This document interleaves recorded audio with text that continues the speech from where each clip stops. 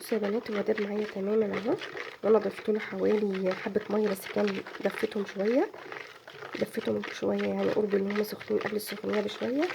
وبقلب، شايفين الرغوه لسه ما كملتش، دول حوالي 2 لتر يعني. انا ضفتهم كويس نص لتر، وبعدين ضفت بقى حبه ميه من البراد.